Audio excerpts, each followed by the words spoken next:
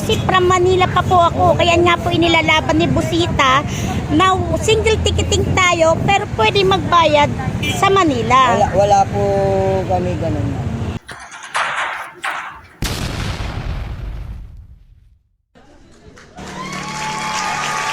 Hi, kakulit. Eto na ang inyong bida-bidahan, kulkulitan.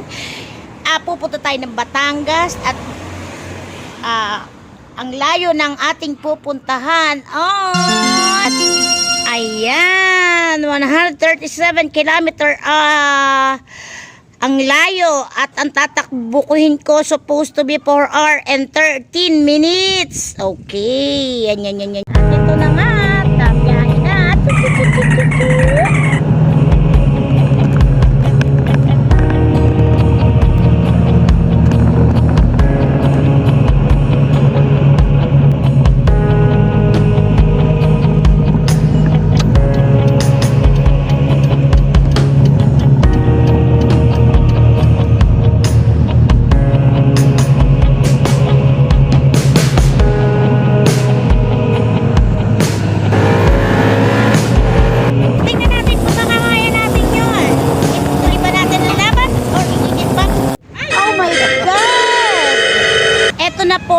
Pickup. Baka makalimutan yan.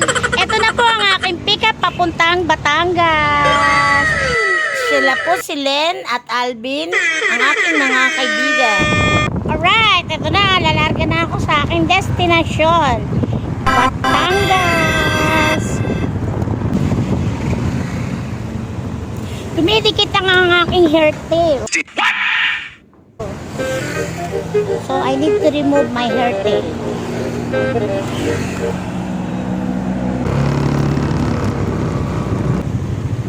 Eto na, makakulit. So, dito na ako sa McKinley Lotten.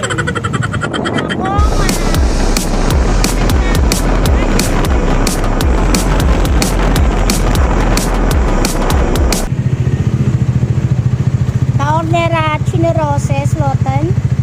Paawon na ako ng Sales, mga kakulits. Tayo sa lilim. Inip! Grabe, sunog na kagad ang beautiness ko.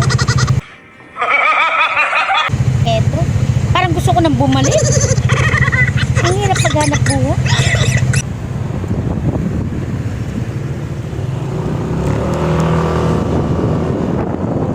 Stop over agad. Dito sa C5 extension. Magkakape muna ako syempre. Para mahaba-habang aking tatakwil. It's 137 kilometers, so I need energy. Bola lang yan. Bili muna tayo ng, dahil hindi ako nag-hot coffee, cold coffee lang tayo. Wow! Maghanap tayo ng cold coffee. Hindi pwede yan. Pampatulog yan. Tsaka ang price na expensive. Pang mayaman. Pero ito may 25. Tikman natin. Ito na ang kukunin ko. Medyo mura-mura. Iinom tayo muna. Grabe kainit. Tapos iinom tayo ng hot coffee. Hindi naman makatwiran. Hindi makatutuhan. Sige, ito na. Nainom ko na siya. Babayaran ko na lang. Hello po. Nag-accept po ba kayo ng Gcash? Yan, mas gusto ko Gcash. Wala akong cold coffee. Wala. Wala ang cellphone ko. Andito pala sa dito ko. Wala. Dependot. Ayan. Siyempre, papakita natin kay Ate Alvin. Hi! Isa pa, tubig. Kailangan ko ng tubig. Nakalimutan ko tubig kasi masyado madaldang inyong kakulits eh. Ang daldal-dal, hindi man lang iniisip mo na dapat kasi kung anong bibili. Di ba, balik ka na naman doon. Magbabayad ka na naman. Nasa palengke ka na, di ba? Pag napunta ka na paglagpas mo ng tulay, may palengke, yun na nagsasabi ikaw na isang Cavite na. Ito ang unang bayan ng Cavite. From Las Piñas, Manila ka.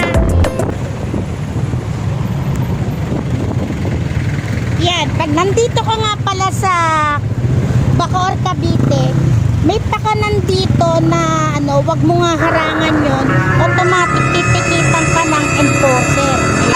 A few moments later. Na, may lumalapit dito. Labas po, lahat ng pumasok kasi nang bibidyo dyan. Labas po, lahat ng pumasok. Labas po. Kagaya po niya na meron na pong nagsalita rito na, Labas po. na ano, bawal po talaga. Nang bibidyo yan. Pati kayo papahuli. Dali lang po ah. Excuse me po. Labas po.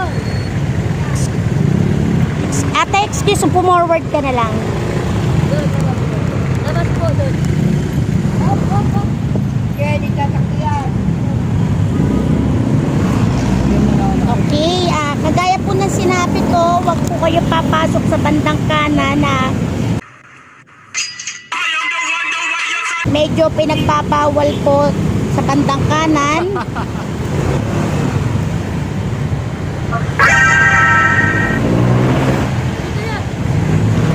Meron ako license, ma'am. Yes, sir. Kaya niya, nag-uwi ako. Baka po pwede, sir, makikusap. Pag ganun, medyo hindi ko alam na sakop pa pala yung dulo nun. Ito, sir, pasensya na. Sige talaga, ma'am, ha? Sige na lang po sa sito ng bakot ko, ha? Magkano po ba? Sige na lang po kayo sa sito ng bakot. Hindi po pwedeng wala kayong bangko na pwedeng ano. Kasi, kukunin niyo yung license. Hindi po. Yun nga, sir. Nag-certificate po tayo, license po si ma'am. Okay, paano po ang procedure ng pagbabayad, sir? Sa sito po ng bakot. Wala po ba kayong designated na bangko na po pwedeng ano? Kasi from Manila pa po ako, kaya nga po inilalaban ni Busita na single ticketing tayo, pero pwede magbayad sa Manila. Wala po kami ganun, ma'am. Bakit ganun, sir? Pupunta pa ako doon, napakalayo. Pupunta kayo dito talaga. ano? From Manila pa ako, yun yung inirereklamon nga namin eh. Wala tayong magagawa, ma'am. Dapat may bank kayo na designated. Wala po.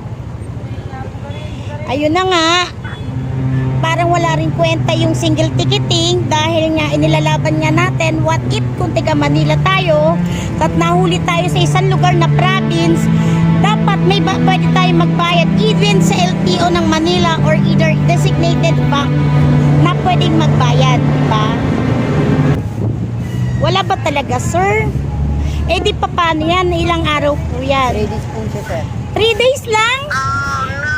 Samantalang di ba dapat 1 week or either 5 days working day?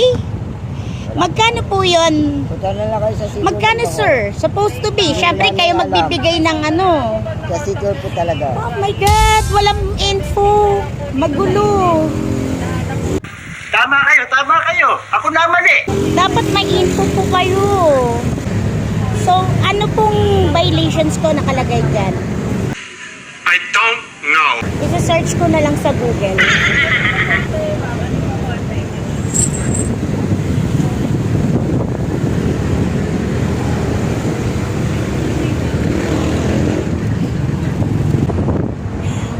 Ay, grabe! Pero okay lang yan kasi may kasalanan naman tayo. Hindi man natin kailangan makipagtalo. So, tanggapin natin. Sana marinig ni Colonel Busita yung nangyayari kay Congressman. Itong sitwasyon na nahuli ka nga, hawak mo naman yung license mo. And what if kung tawid dagat ka from Masbate ka? Pumunta ka lang dito for the emergency, may gagawin ka, and then you have to go back to Masbate, wherever it is, nahuli ka. Kailangan mo bang balikan yung ano? Sir, may question pa po ko, sir. Para sa info lang ng vlog ko. Pwede ko na ba siyang tubusin ngayon? Ay, wala po. O yun, isa pa yun, di ba? Another abala. Linggo po yun. Linggo tayo pa. So, bukas pa ako. Martes pa po. Saan po ba ang City Hall ng Bacoor? Yan, Boulevard po tayo. Kaliwa po Kaliwa, tayo. tapos? Pang-apat na traffic light, kaliwa. Okay. Ano po violation ko? Obstructions. Ito po. Ay. So worse. Maraming po salamat. So, ano po pangalan nila, sir? Ito sa pili.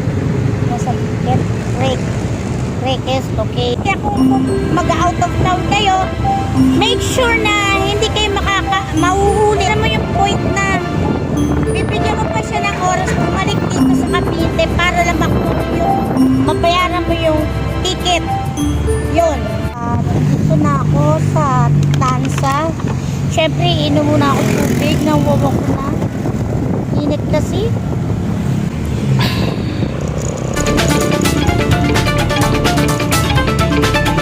Yan.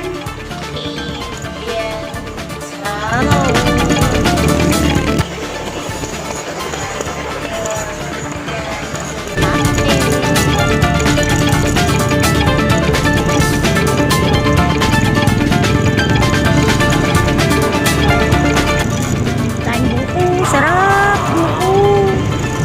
Okay, mediotro con usted con todo. Corazon, Hernate. Hernate Cavite.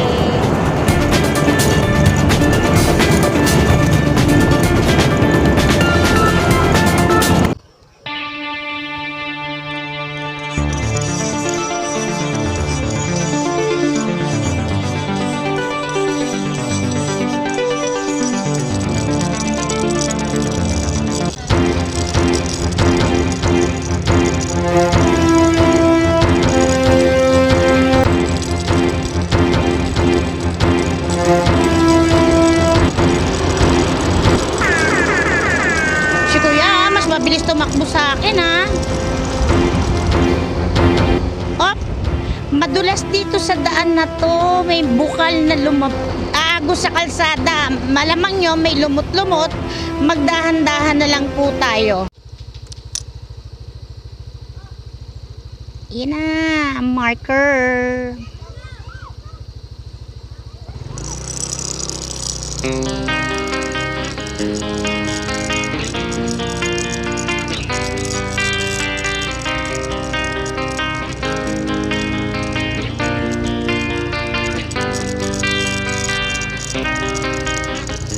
Okay, marami pa rin po marami po talagang pumupunta rito sa Kibyang Tunnel. Yan, syempre hindi tayo papayag na hindi man lang tayo magbibideo rito ng konti lang. Yan, mga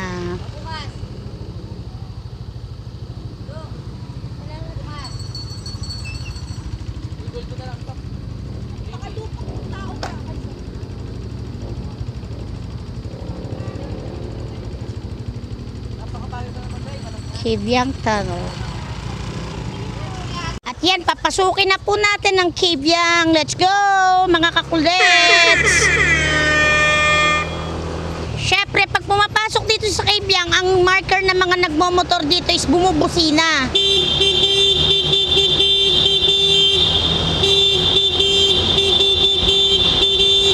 Yan. Yan ang marker ng ano. Tapos wala pong ilaw dito sa loob ng Kibyang Tunnel, ha. Yan. Paglagpas po natin, ang alam ko po is Batangas na.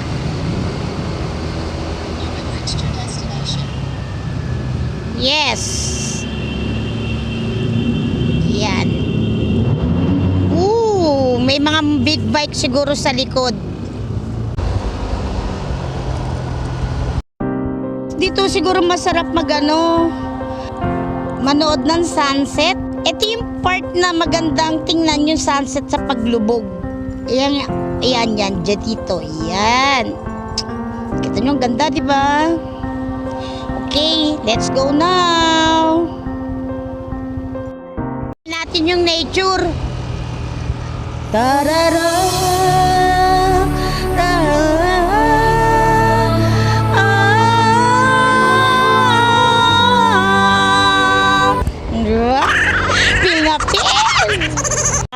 Nandito ko sa Nasugbu, Batangas. Magpapagas muna ako. Wala na akong gas.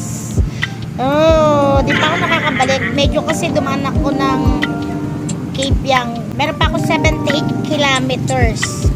Umalis ako doon alas 12, mag alas 6 na. So, supposed to be may 6 na oras na akong tumatakbo. Okay. Nagpagas ako kanina ng 300, tapos ngayon 208. So, 508 na yung konsumo ko ng gas. Okay, let's go! Biyahe na ulit tayo. Nagpahinga tayo. Ito yung third stop ko from the Rosario, Pasig. I don't know what is this place. So, Kuya, magandang gabi po. Papunta po ako ng Barangay Galamay Amo, San Jose, Batangas. Galamay, Amo. Opo, amok ba? Amok? Galamay, Amo. Amo. Okay po. Diretso ka lang ate, malayo pa. Supposed to be, sir, mga ilang kilometro? Basta, Mga 20 kilometers pa? wala na. Okay. Basta pag nakarating ka ng ahong ka, tapos pag naumadi, tadya, puro paahon yan eh. Apo. Pagdating mo na makaahon, tapos may S, Opo. may palusong. Doon sa bandang medyo palusong na yan, basta lumusong ka na, O, kasi hindi kasi gumagana na ano rito eh. dahil yung ang alam kong, Wala nang signal. dahil yung barangay Galamay Amo ngayon, ay papasok pa sa Jose. Opo, papasok nga daw po. Parang ang alam ko, ang dati nakapunta ko dyan, doon kalili ko sa may chapel. Okay po. Marami pong salamat. Basta So, pag medyo palusong ka na, magtanong-tanong ka na lang doon Okay. sa may barangay. marami pong salamat. Okay po. Okay, nakatatlong tanong ako. Yung unang tinanungan ko, mga pulis. Okay, touchdown na. Pangalito, talaga proper, nandito na ako. It's been 8.5 hours ang tinakbo ko. Makarating lang dito. Pagod ang lola nyo. Diyos ko, ano ba yan? Hindi naman sinabi, sa dulo ko pala ng Batangas. My goodness.